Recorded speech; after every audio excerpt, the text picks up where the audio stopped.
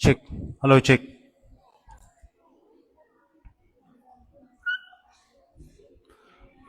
Assalamualaikum warahmatullahi wabarakatuh.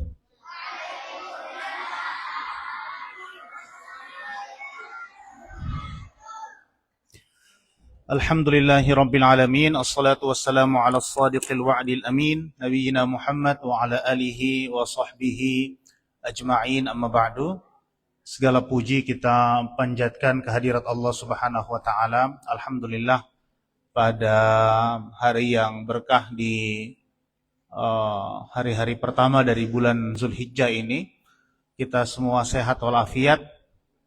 Mudah-mudahan kita terus sehat insyaallah, amin. Amin.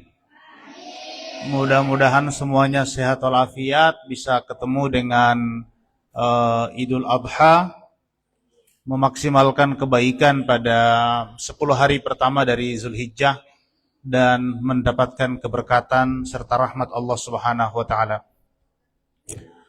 Salawat serta salam semoga tercurah kepada junjungan kita Nabiullah Nabi besar Muhammad sallallahu alaihi wasallam, kepada para sahabat dan kerabatnya, insyaallah sampai kepada kita umatnya yang masih setia dengan ajaran beliau.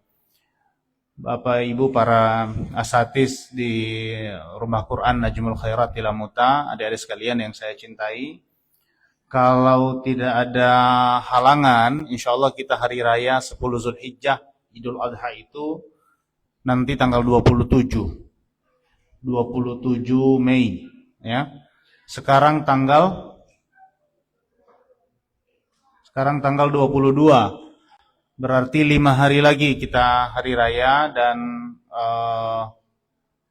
5 hari lagi kita insyaallah akan berkurban bersama-sama pada Idul Adha, juga nanti pada hari-hari berikutnya Ayyamut Tasyriq.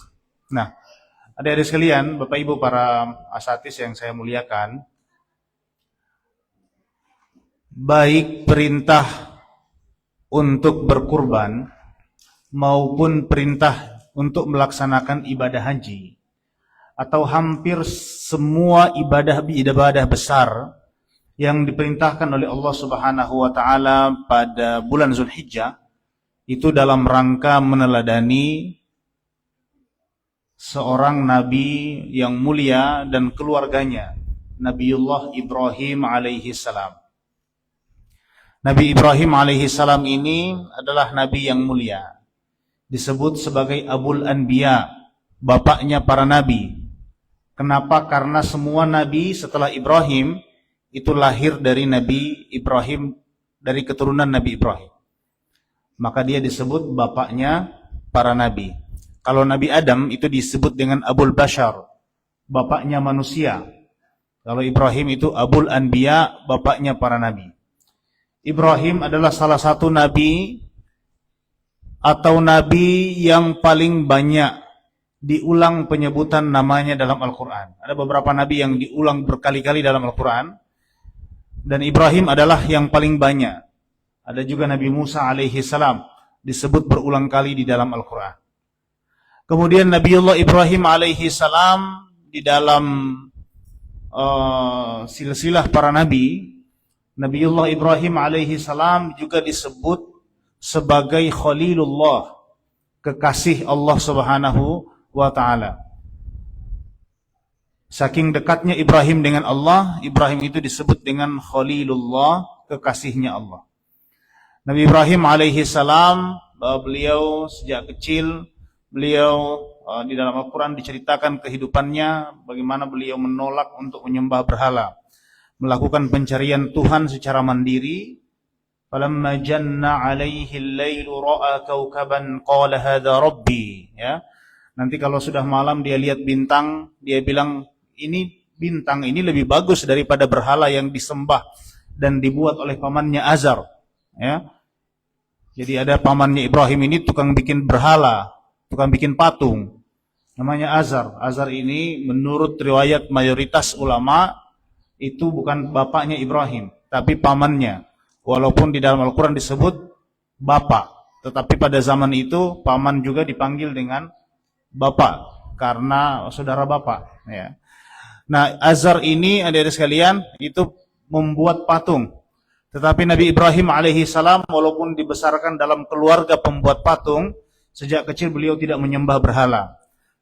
Datang malam, lihat bintang, kata Ibrahim, bintang ini lebih baik daripada patung itu. Ini lebih layak jadi Tuhan.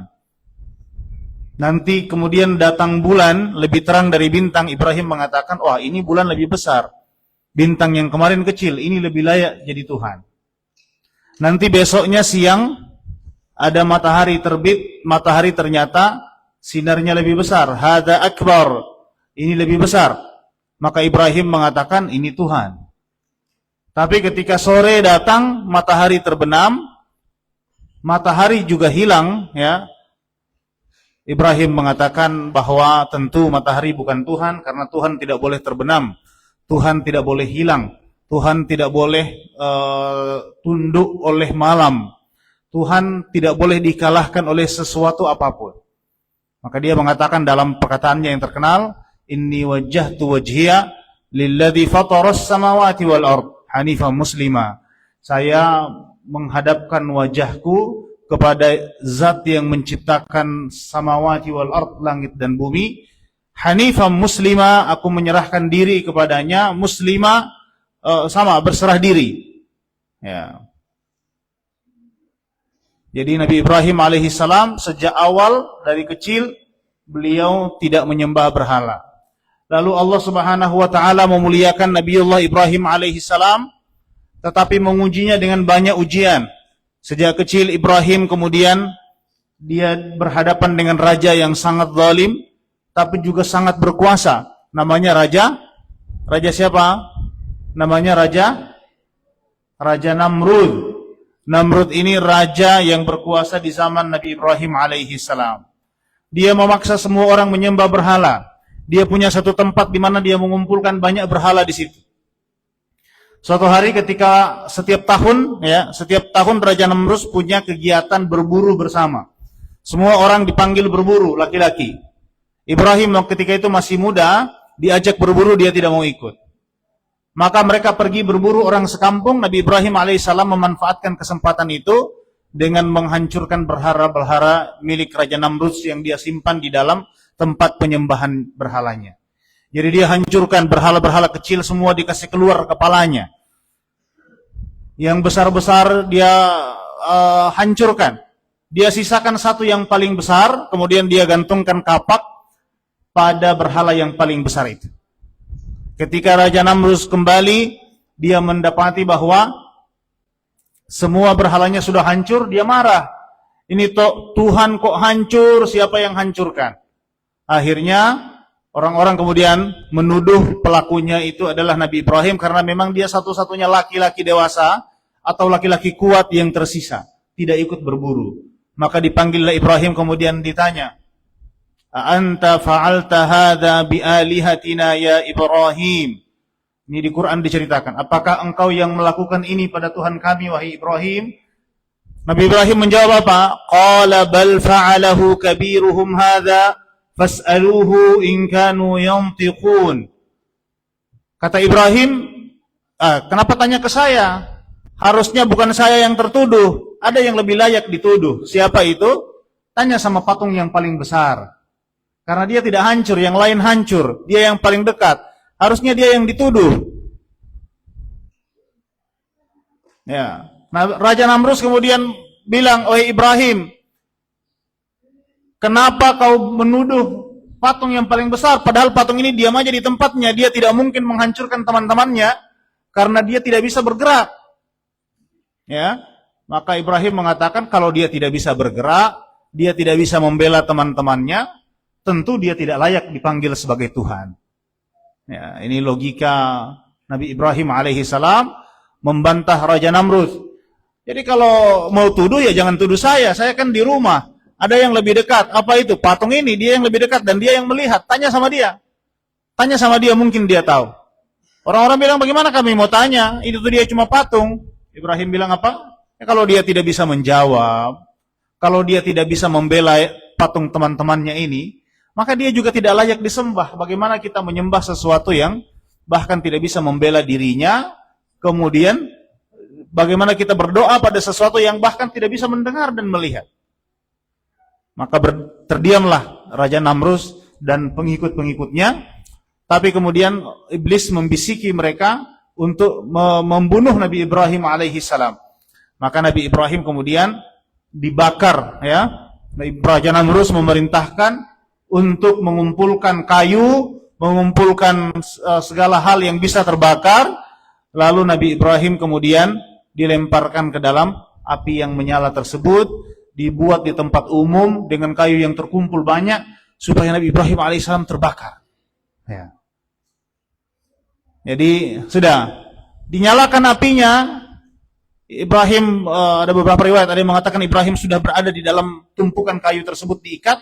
Ada yang bilang Nabiullah Ibrahim kemudian dilemparkan ke sana. Ketika Nabi Ibrahim alaihissalam dilemparkan ke api, atau dia sudah mulai dinyalakan apinya dan Ibrahim akan terbakar, itu datang malaikat kepada Nabiullah Ibrahim dan mengatakan, wahai Ibrahim, saya adalah malaikat. Jibril datang, wahai Ibrahim, saya Jibril. Saya datang ke sini karena saya tidak ingin melihat engkau terbakar. Saya ingin menyelamatkanmu.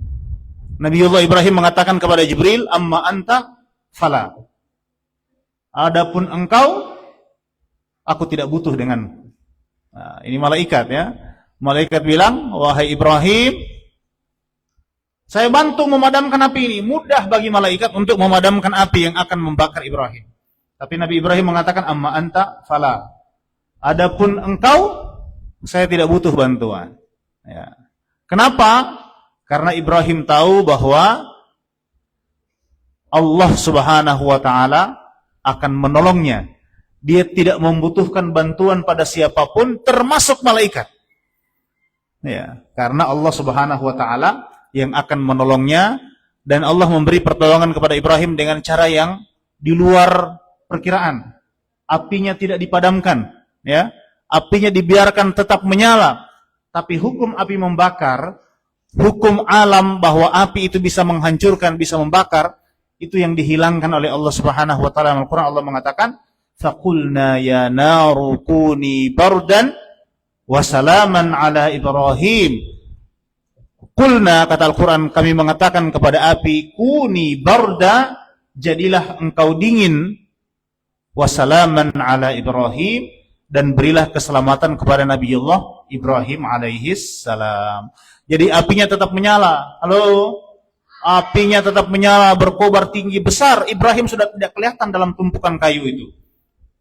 Ya, Ibrahim sudah tidak kelihatan. Ada beberapa riwayat di dalam riwayat yang menyebut bahwa ketika proses terbakar itu terjadi, ada beberapa hewan, ya, diceritakan ada semut, ada burung kecil yang terbang bolak-balik membawa air di paruhnya. Jadi ada burung satu terbang, dia ambil air dari sungai, dari koala, dia ambil air, pakai paruhnya, dia lempar ke api. Sedikit sekali air dibawa dari mulut burung, lempar ke api. Tentu saja api tidak padam, karena apinya besar dan air yang dibawa oleh burung itu kecil. Ya, tidak padam. Burung-burung yang lain itu ketawa. Menasehati burung kecil ini yang terbang bolak-balik. Dari koala bawa air, lempar ke api. Dari koala bawa air, lempar ke api. Dia mau berusaha memadamkan api. Tapi pasti tidak akan terbakar. Tidak akan padam. Kenapa? Karena airnya sedikit. Ya, burung-burung lain bilang sama dia, buat apa kau bawa itu air dari sungai untuk memadamkan api yang membakar Ibrahim? Dia tidak akan padam. Burung kecil itu mengatakan, saya tahu bahwa air yang saya bawa itu tidak akan memadamkan api. Tapi biar Allah Subhanahu wa taala melihat di mana saya berpihak pada keadaan ini. Api memang tidak akan padam dengan air yang saya bawa, tapi Allah mencatat bahwa saya berpihak pada Ibrahim alaihi salam dengan kemampuan sederhana yang saya miliki. Ya. Oke, ya. Jadi adik sekalian, maka kata Al-Quran, faqulna ya naru kuni bardan wa salaman ala Ibrahim. Dan kami mengatakan kepada api, wahai api, kuni barda, jadilah dingin, wa salaman ala Ibrahim, dan berilah keselamatan kepada Ibrahim. Ada dua perintah Allah ke api. Yang pertama apa?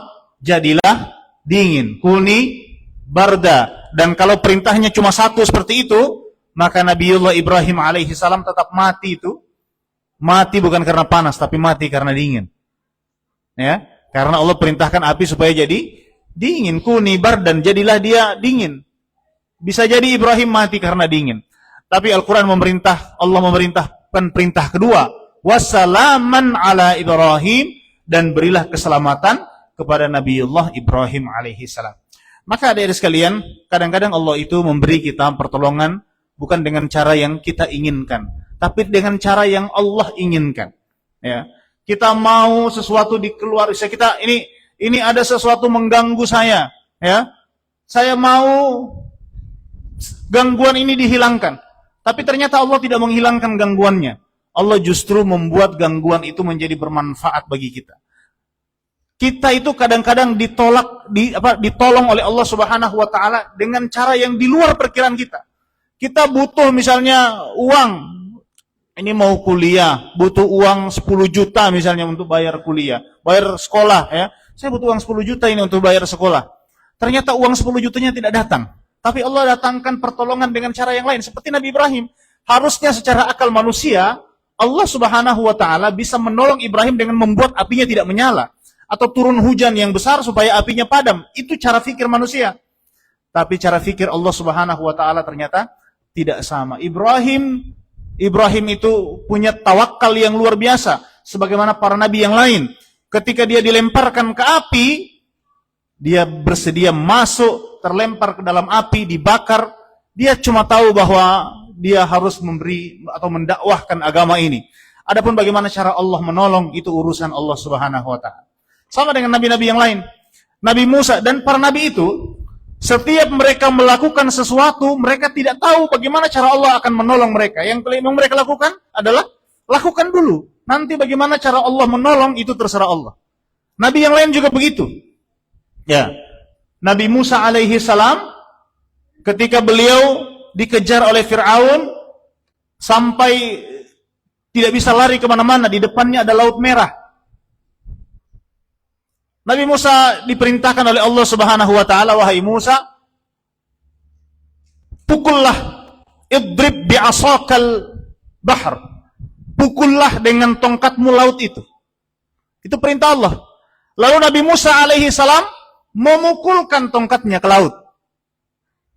Harusnya kalau saya jadi Nabi Musa, ketika saya sudah di depan laut, musuh ada di belakang, ya, lalu Allah bilang, pukul saja itu laut.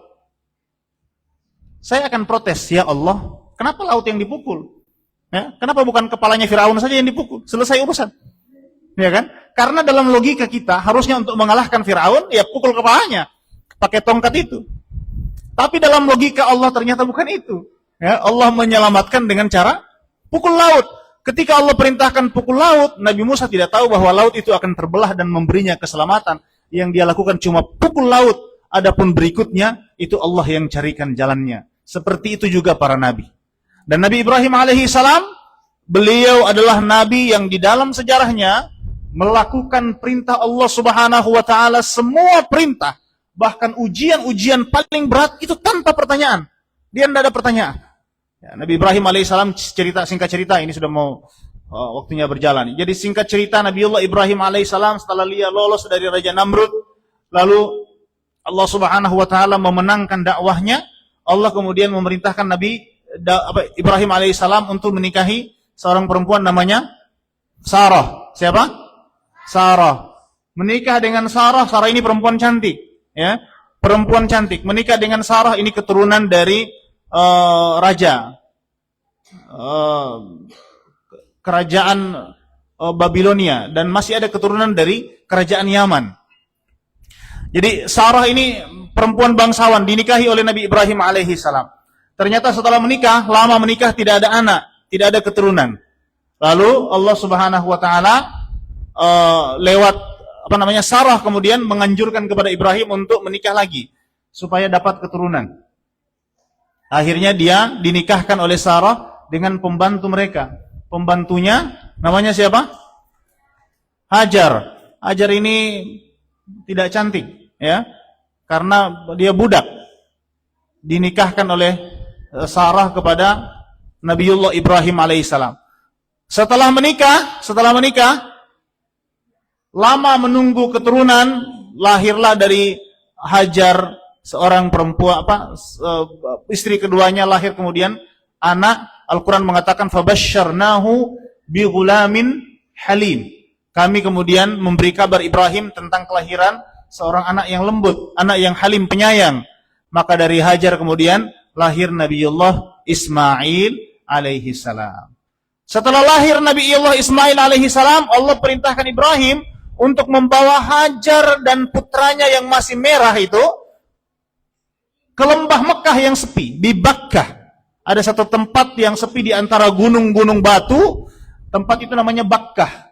Tidak ada air di situ. Nabi Ibrahim kemudian dibawa ke sana, kemudian Nabi Ibrahim kemudian membawa Hajar dan istrinya, Hajar dan putranya di sana. Lalu untuk apa? Setelah dibawa ke sana, ternyata Allah kemudian perintahkan untuk meninggalkan mereka berdua di sana. Nabiullah Ibrahim alaihi salam itu, adik-adik sekalian, melaksanakan perintah Allah selalu begitu. Dia tidak bertanya. Harusnya dia bertanya, ya Allah, ini padang pasir begini, mau kasih tinggal anak kecil begini di mall saja bisa mati. Ya, kasih tinggal di mall saja bisa mati, apalagi mau kasih tinggal di padang pasir begini, tidak ada air di sini. Tapi Ibrahim tidak bertanya. Dia tinggalkan. Dia pergi. Setelah dia pergi, Hajar berteriak dari jauh, wahai Ibrahim, apakah engkau tega meninggalkan kami di sini? Ibrahim tidak menjawab. Ibrahim, ini anakmu masih merah ini, masih kecil, kamu tinggalkan di padang pasir ini. Ibrahim tidak menjawab. Wahai Ibrahim, aku istrimu, ini anakmu, buah hatimu, lama kau tunggu anak ini, sekarang kau tinggalkan anak ini. Ibrahim tidak menjawab. Sampai Hajar bertanya, Allahu amaraka bihadza? Wahai Ibrahim, apakah Allah yang memerintahkanmu untuk melakukan ini? Lalu Ibrahim menjawab, benar, Allah yang memerintahkan. Dan adik-adik sekalian, kita melihat bagaimana keteguhan Hajar, istri Ibrahim. Beliau mengatakan, kalau Allah yang perintahkan, idzal la yudhayyi'an Allah, kalau Allah yang suruh, maka Allah pasti yang akan menjamin kita pasti tidak akan disia-siakan oleh Allah Subhanahu wa taala. Adik-adik sekalian, keyakinan seperti keluarga Ibrahim ini mahal harganya.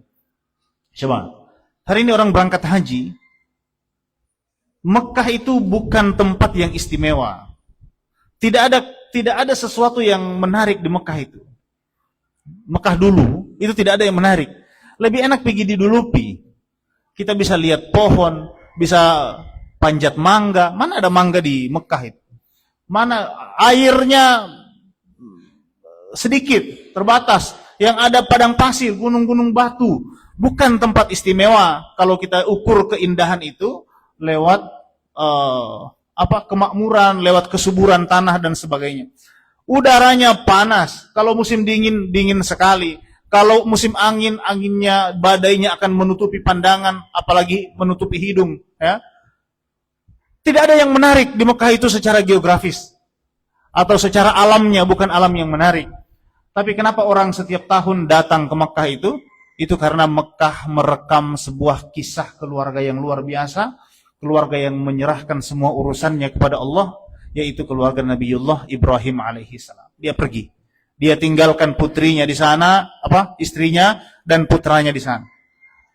Berapa lama ditinggal? Lama. Ibrahim pergi dan tidak beritahu kapan dia balik. Lalu Hajar setelah Ibrahim pergi, dia mesti berjuang untuk cari bekal, pasti habis karena tidak ada orang di sana. Tidak ada makanan yang tidak habis, bekal yang dibawa pasti habis. Air juga tidak ada di sana. Maka Hajar kemudian berlari, dia lari ke Safa, atas bukit Safa dia lari, cari air di bukit Safa. Naik ke atas, ternyata tidak ada air di sana. Lalu lari lagi ke Marwa, naik ke atas puncak Marwa, lihat ke sekelilingnya, tidak ada air juga di sana. Balik lagi karena dia butuh air itu supaya anaknya tidak mati, dia lari lagi. Anaknya terus menangis karena kehausan. Tapi lama-kelamaan sudah mulai hilang tangisannya. Sudah menunjukkan tanda-tanda akan meninggal dunia. Nabi Ismail kecil itu sudah akan meninggal dunia.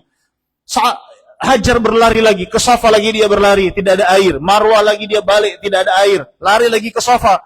Safa Marwah itu jaraknya kurang lebih 600 meter. Naik ke atas, tinggi. Ya. Bolak-balik itu. Seorang perempuan yang baru saja melahirkan, mesti lari sendirian di antara padang pasir, mencari kehidupan, lalu memanjat ke gunung untuk menyelamatkan putrinya. Putranya, ini pengorbanan luar biasa. Naik ke Safa, naik ke Marwah, cari air di sana. 7 kali dia bolak-balik dan tidak ada air. Ternyata setelah dia sampai di Marwah, dia melihat air memancar dari kaki Nabiullah Ismail alaihi salam, ya. Memancar air dari kaki Ismail, bayinya yang masih kecil. Lalu dia datang, kemudian dia pagari air itu pakai batu, ya. Dipagari pakai batu. Zam-zam, zam-zam, kata Hajar, tahan airnya supaya airnya terkumpul, bisa diminum. Kalau menyebar nanti tidak bisa diminum. Jadi zam-zam, tahan airnya, dikumpul, ya. Itulah kenapa sumur itu kemudian, atau air itu disebut dengan air zam-zam dari perkataan Hajar tadi. Ya, Nabi dalam sebuah hadis beliau mengatakan, seandainya Hajar dulu tidak membatasi pergerakan zam-zam itu, air itu, maka air itu akan memenuhi seluruh Makkah, kata Rasulullah. Ya. Ini hikmahnya luar biasa. Jadi nanti dari larinya Hajar dari Safa ke Marwah bolak-balik sebanyak 7 kali, bolak-balik, itulah kemudian lahir perintah sa'i. Sa'i itu lari di antara Safa dan Marwah. Sekarang ada sekalian orang haji atau umroh, dia naik ke Safa, naik ke Marwah, sudah ada lintasannya. Di bawah AC, banyak orang mengumandangkan talbiyah, berzikir di antara Safa dan Marwah. Bayangkan dulu Hajar, itu kita kalau umroh atau haji, kita berjalan antara Safa dan Marwah 7 kali bolak-balik, itu bengkak juga betis itu. Capek, ya. Padahal kita jalannya di marmer yang licin, yang bagus, ada AC, ya, banyak orang rame-rame, ada tempat minum kiri kanan. Bayangkan dulu Hajar itu sendirian di Makkah yang panas. Tidak ada AC-nya, di tempat terbuka, perjuangan seorang ibu luar biasa.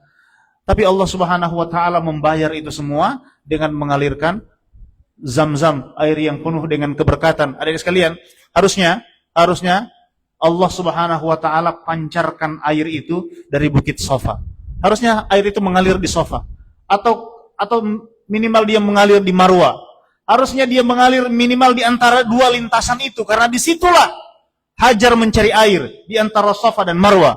Tapi ternyata airnya keluar dari sebelah, bukan di lintasan Safa dan Marwah, airnya keluar di sebelah, di dekat Ka'bah, di bawah kaki Nabiullah Ismail alaihi salam. Ini menunjukkan kepada kita semua bahwa Allah perintahkan kita berusaha seperti Hajar yang berusaha mencari air, tapi nanti takdirnya itu kehendak Allah Subhanahu wa taala.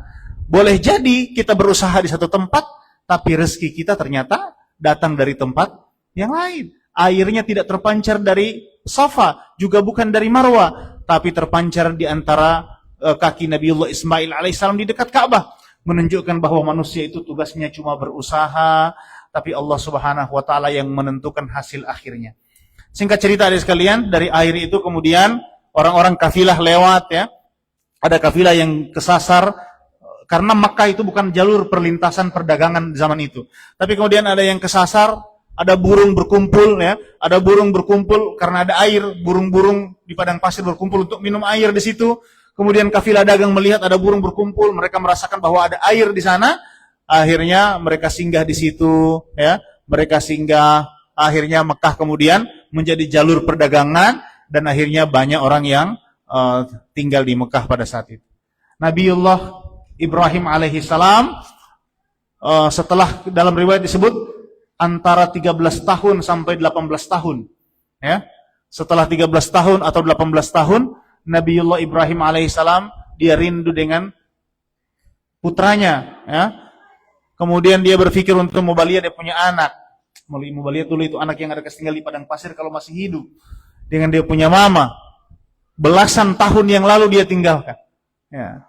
Setelah datang, ternyata dia mendapati bahwa padang pasir yang tadinya adalah tempat yang sepi, tidak ada orang di sana kecuali anak dan istrinya, ternyata sudah berubah menjadi tempat yang ramai. Allah memberkati keluarga itu. Kemudian Nabiullah Ibrahim alaihi salam, ya, dia mendidik anaknya Nabi Ismail alaihi salam, dan sebetulnya Ismail ini sudah besar dalam pendidikan ibunya tentang ketawakalan, tentang kesabaran, tentang perjuangan, tentang menyerahkan diri kepada Allah Subhanahu wa taala. Dia sudah tumbuh menjadi anak yang luar biasa. Akhirnya adik-adik sekalian, tidak lama ya setelah Nabi Ibrahim bertemu dengan anaknya Nabi Ismail, Allah Subhanahu wa taala perintahkan kepada mereka perintah yang kedua. Perintah yang kedua ini lebih berat daripada perintah yang pertama. Kalau yang pertama tadi apa? Meninggalkan anak dan istri, ya. Tapi perintah yang kedua ini perintah yang lebih berat. Apa itu? Luar biasa Nabi Ibrahim. Diuji dengan semua ujian-ujian berat, perintah-perintah berat. Perintah yang kedua apa? Allah Subhanahu wa taala mengatakan di dalam mimpi Nabi Ibrahim bahwa dia mesti menyembelih putranya. Ismail ini mesti disembelih. Ya. Ini ujian berat bagi Ibrahim. Kenapa ujian berat adik sekalian? Karena Ibrahim itu sudah menunggu anak lama. Lalu setelah datang anak disuruh ditinggal. Setelah belasan tahun ditinggal, baru belum lama dia balik bertemu dengan anak, berkumpul dengan keluarga, masih sayang-sayangnya dengan putra yang lama dia nantikan. Allah Subhanahu wa taala ternyata harus mengujinya dengan perintah kedua, dan ini bukan perintah yang sederhana. Perintah untuk menyembelih anaknya Ismail alaihi salam. Ini bukan perintah yang gampang. Ini bukan cuma sekedar membunuh anak, tapi membunuh dengan menyembelih. Bukan pakai tangan orang lain, tapi pakai tangannya sendiri. Dia mesti sembelih putranya Nabi Ismail alaihi salam. Maka sebelum dia sembelih, dia beritahu kepada Ismail. Ismail sudah tumbuh menjadi remaja yang sehat, yang kuat. Ditanya oleh Ibrahim, "Ya bunayya inni ara fil manami anni azbahuka fanzur madza tara." Wahai putraku, wahai anakku, sesungguhnya aku melihat di dalam mimpiku bahwa aku menyembelihmu. Fanzur madza tara, bagaimana pendapatmu? Dalam tradisi Islam adik sekalian, tradisi agama kita, salah satu wahyu kepada para nabi adalah wahyu lewat mimpi. Sehingga mimpi Nabi itu pasti wahyu. Bukan mimpi buruk, bukan mimpi asal-asal, bukan mimpi dari setan, tapi mimpi dari Allah. Dan semua Nabi mengalami seperti itu. Salah satu perintah itu datang kepada para Nabi lewat mimpi. Ru'ya salihah. Ya. Ru'ya fil manam, sesuatu yang beliau lihat di dalam mimpi, kemudian itu menjadi wahyu dan perintah. Nabi Ibrahim alaihi salam mengatakan kepada putranya, "Wahai putraku, sesungguhnya Allah memerintahkan padaku lewat mimpiku, dalam tidurku Allah perintahkan untuk menyembelihmu. Fanzur madza tara, bagaimana pendapatmu?" Coba kalian. Halo, Kakak. Bagaimana misalnya pulang ke rumah, ti papa bilang begini, "Uti, ti papa dapat mimpi atas perintah Allah, ti papa mau potong anak leher." Coba Fauzan pulang ke Ternate, begitu sampai di bandara bapaknya bilang, "Fauzan, maafkan papa nak, papa ini sayang sama engkau, ya. Tapi papa lihat di dalam mimpi bahwa Allah perintahkan untuk menyembelih lehermu." Apa kau bilang Fauzan?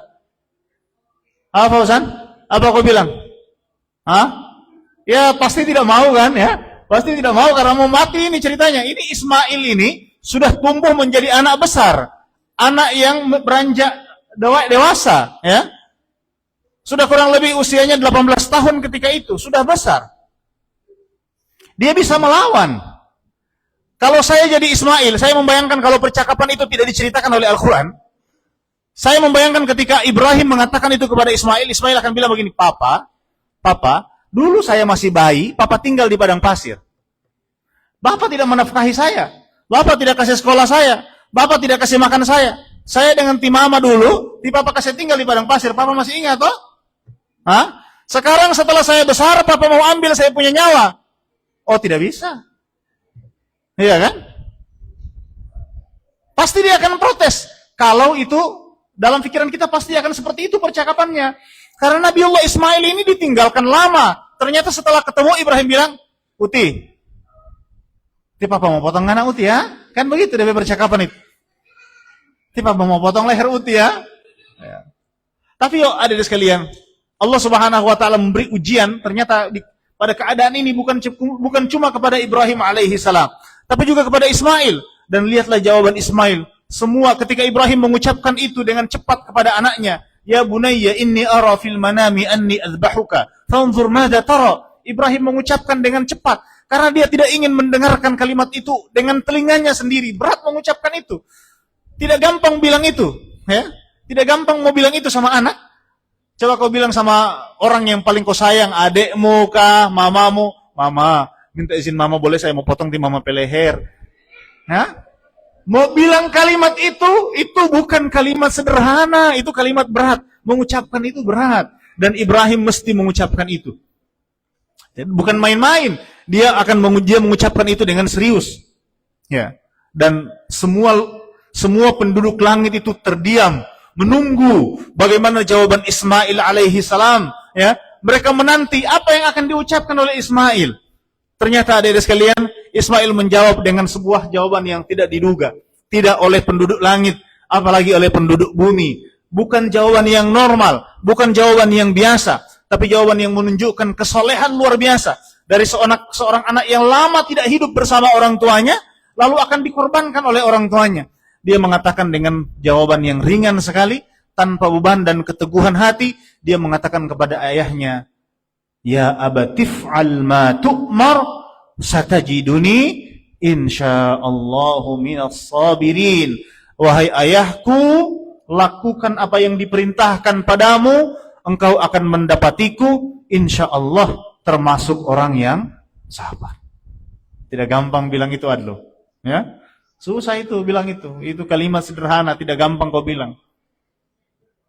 Lalu kemudian berjalanlah dua orang ini, Ibrahim dan Ismail, jalan kemana? Ke Mina. Ada satu tempat di Mina, lembah Mina yang sepi, jauh dari Mekah. Mina ke Mekah itu dari tempat Ibrahim ke Ka'bah, dari tempat penyembelihan itu, Jabal penyembelihan itu. Orang sekarang sebut Jabal Kurban. Itu kurang lebih 5 kilo ada ya. Kayaknya kurang lebih 5 kilo itu jaraknya. Mereka jalan jauh. Kenapa mesti di sana? Naik lagi ke atas gunung. Ada gunung di atas gunung. Sekarang sudah dibikinkan monumen, penanda bahwa di situ pernah terjadi peristiwa paling luar biasa, yaitu penyembelihan. Maka di atas sebuah batu besar, Ibrahim kemudian membaringkan putranya. Ya, dia baringkan putranya di atas batu. Bayangkan kejadiannya. Ibrahim baringkan Ismail, dia asah pisaunya dengan tajam. Kita bisa membayangkan bagaimana dia mengasah pisaunya, mungkin sambil menangis Ibrahim. Bagaimana nanti saya mau potong anak ini, ya kan? Dia asah pisaunya, dia tajamkan pisaunya, dia baringkan di atas batu besar, kemudian dia laksanakan perintah Allah Subhanahu wa taala seperti yang Allah perintahkan. Seperti yang Allah perintahkan. Dia tutup mata anaknya, kemudian dia tutup juga matanya, dia bawa ke Mina yang jauh. Untuk apa dibawa ke sana? Supaya tidak dilihat oleh ibunya. Jadi Ibrahim mau sembelih anak ini tanpa diketahui oleh Hajar ibunya, karena pasti ibunya akan menolak. Ya, dibawa ke sana di atas puncak itu. Lalu kemudian Ibrahim baringkan, lalu dia sembelih dengan tangannya, dia gorok leher Nabi Ismail alaihissalam. Nabi Ibrahim alaihissalam merasakan darahnya terpancar. Basah pisaunya dengan darah segar, memancar darah itu. Dan kita bisa bayangkan bagaimana dia menyembelih itu sambil menutup mata karena tidak tega melihat anaknya. Dia sembelih dan dia merasakan pisau itu mengenai daging, ya. Kemudian menyembur darah, dia merasakan basahnya. Mungkin sambil menangis. Tapi ketika dia membuka mata, ternyata Allah Subhanahu wa taala sudah mengganti anak itu dengan kambing, memindahkan Ismail di tempat yang lain dan mengganti di tempat itu dengan kambing. Adik sekalian, saya mau bilang bahwa Nabiullah Ibrahim alaihi salam ketika dia menyembelih putranya, Allah tidak pernah bilang sama dia, potong jauti karena saya mau ganti nanti dengan kambing. Tidak ada itu. Allah tidak bilang itu. Allah cuma bilang potong anakmu. Dan dia lakukan seperti perintah Allah. Dia tidak pernah tahu bahwa Allah akan ganti dengan kambing. Yang dia tahu adalah perintah Allah untuk potong, dan dia melakukannya potong. Dia potong seperti perintah Allah, dan itulah Nabiullah Ibrahim alaihissalam. Dia mengorbankan sesuatu bahkan yang paling berharga dari dirinya, separuh hatinya, kekasih hati, belahan jiwa, anak yang lama ditunggu, yang diharapkan melanjutkan cita-cita kenabian. Ternyata dia sembelih. Allah Subhanahu wa taala kemudian mengganti itu dengan kambing. dengan domba, ya, dengan domba. Kenapa adik sekalian? Karena memang Allah tidak menginginkan darah Ismail. Allah tidak menginginkan Ismail itu terbunuh, bukan itu inginnya, bukan itu tujuannya. Allah cuma ingin menguji Ibrahim dan juga menguji Ismail. Benarkah Ibrahim ini adalah kekasihku yang mendahulukan aku daripada yang lain, ya? Disembelih. Dari situ kemudian ada syariat menyembelih hewan kurban dari yang dilakukan oleh Ibrahim alaihi salam. Kurban yang sekarang kita lakukan itu cuma potong sapi. Sekarang itu kita cuma mengorbankan sebagian harta untuk menyembelih hewan kurban supaya kita mengorbankan sedikit harta kita, sedikit yang kita miliki. Itu jauh lebih kecil, sangat kecil dari apa yang dilakukan oleh Nabiullah Ibrahim alaihi salam, karena dia tidak mengorbankan kambing, dia tidak mengorbankan sebagian hartanya untuk membeli kambing, dia mengorbankan anaknya. Ini jauh lebih mahal daripada itu semua. Adik sekalian, sama seperti tadi, Ibrahim tidak pernah tahu bahwa Allah akan mengganti anaknya dengan kambing. Yang dia tahu adalah Allah bilang potong, dan dia melakukan seperti perintah Allah, dia potong. Dia tidak pernah tahu bahwa Allah akan mengganti itu dengan domba. Dia tidak pernah tahu itu. Ibrahim hanya tahu perintah Allah A, dia bikin A. Ya. Dia tidak pernah tahu yang lain. Dan seperti itulah para nabi, ketika mereka diperintah untuk melakukan sesuatu, mereka tidak pernah bertanya, untuk apa saya melakukan ini ya Allah, untuk apa saya potong dan sebagainya. Dia tidak bertanya. Yang dia tahu adalah perintah Allah mesti dilakukan. Ya. Dari situ kemudian ada perintah kurban, ya, perintah kurban, sunnah kurban. Menurut mazhab Syafi'i itu datang dari perintah ini. Dalam Al-Quran Allah mengatakan, Inna a'tainakal kautsar, sesungguhnya kami telah memberikan kepadamu al-kautsar, nikmat yang banyak. Fasholli li rabbika wanhar, maka salatlah menyembah Tuhanmu, wanhar, dan sembelilah hewan kurban.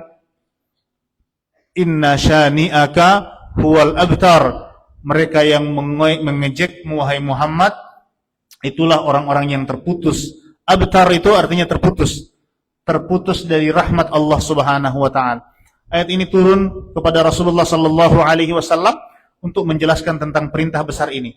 Inna a'tainakal kautsar, kami sudah memberikan kepadamu wahai Muhammad nikmat yang banyak. Kepada Nabi juga kepada kita semua nikmat yang banyak. Kita ini merasakan banyak nikmat, lebih banyak nikmat daripada susah, lebih banyak karunia Allah daripada azab Allah. Banyak kebaikan Allah kasih ke kita ini. Ya, entah kebaikan itu bisa kita syukuri atau tidak kita syukuri, kita rasa atau kita tidak rasa, tapi begitu banyak nikmat Allah kasih.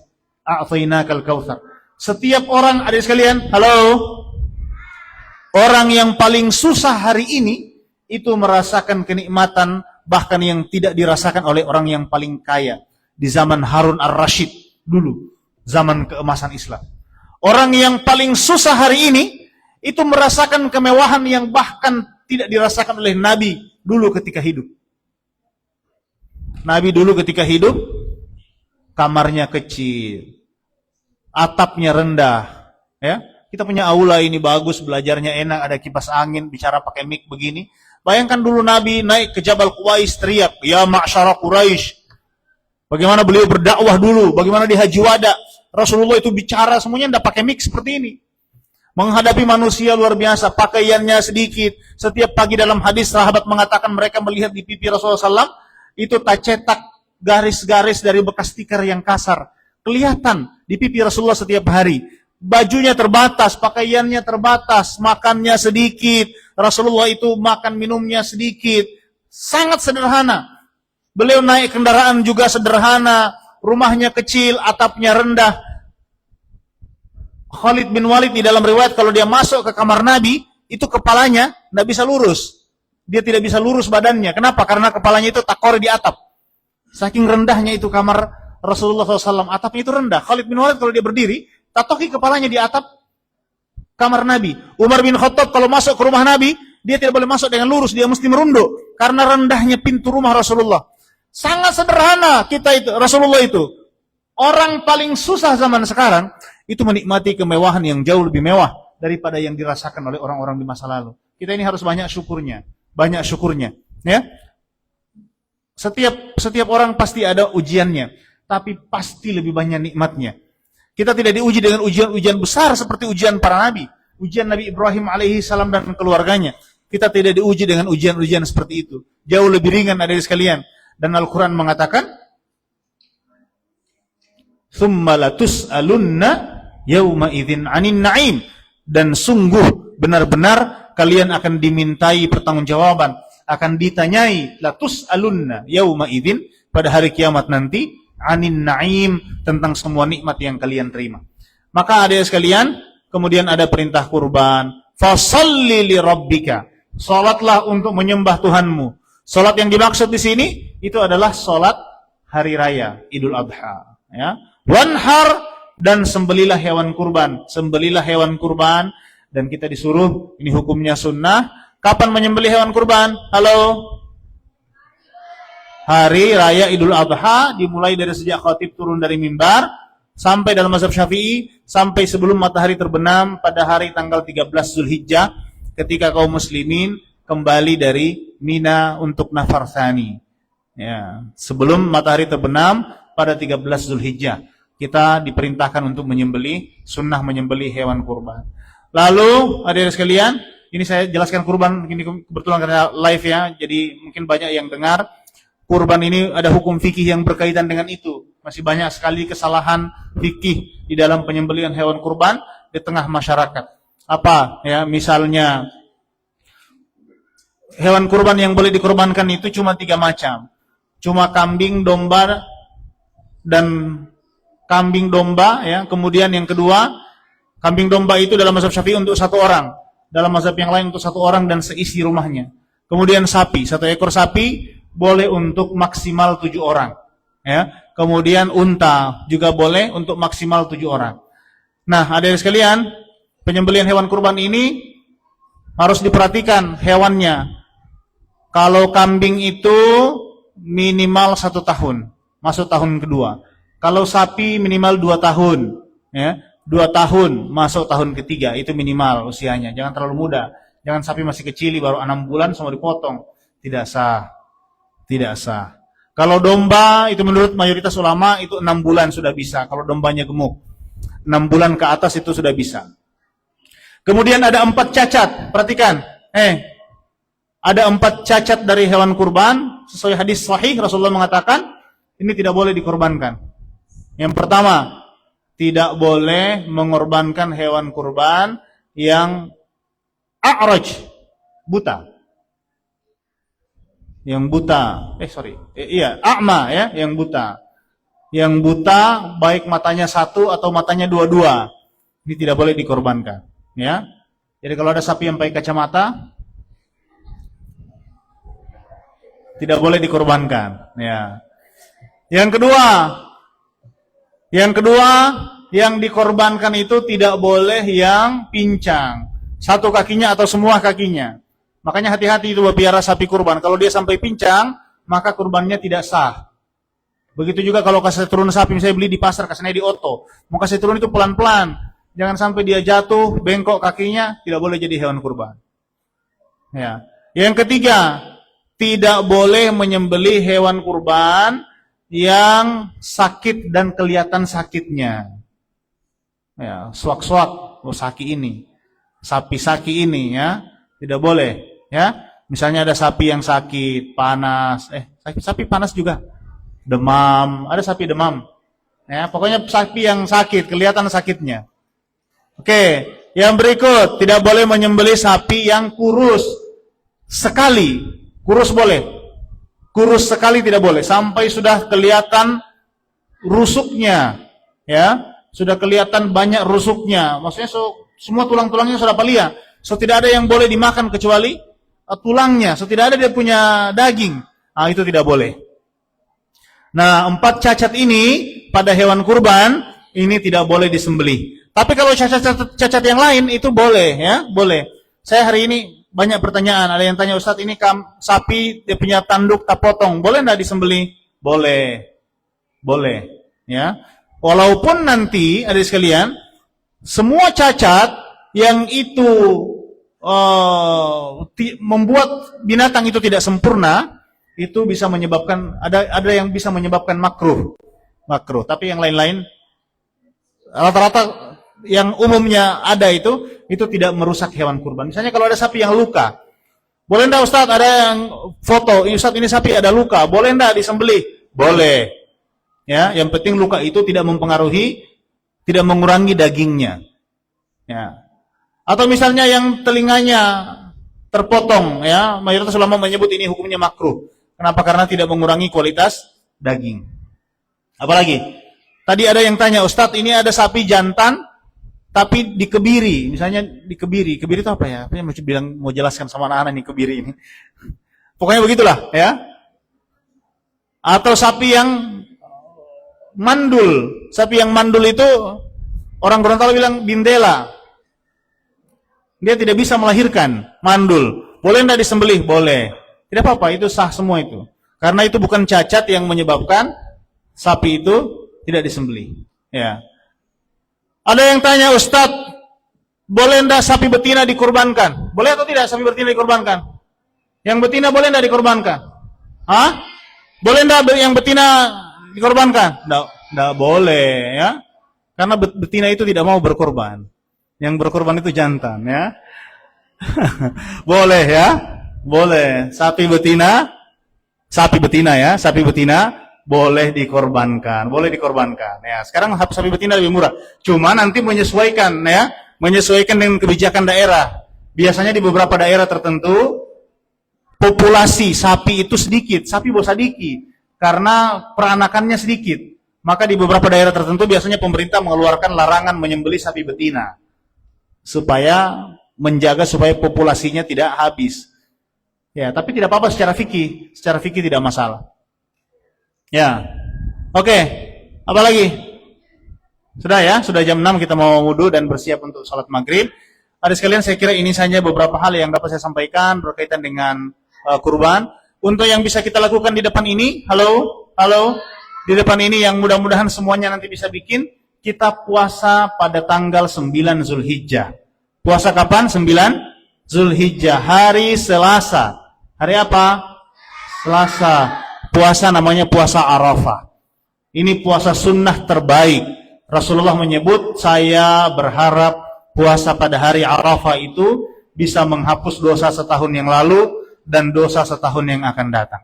Jadi kita puasa nanti insyaallah ya, pada hari Arafah tanggal 9 Zulhijjah insyaallah. Baik, ini sudah maghrib. Ada pertanyaan Ustazah?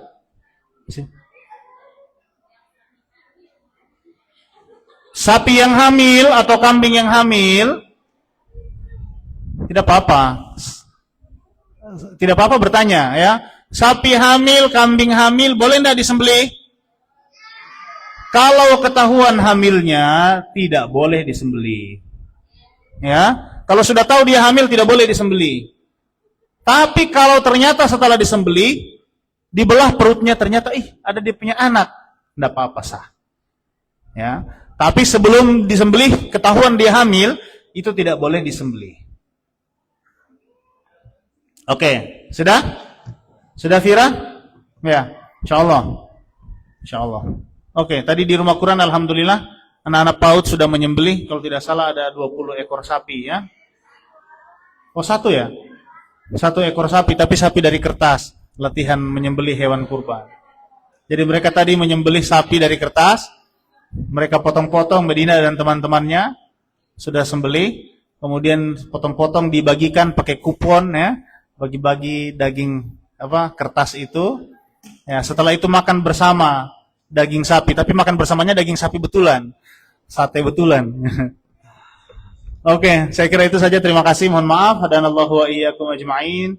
Wallahul musta'an. Assalamualaikum warahmatullahi wabarakatuh.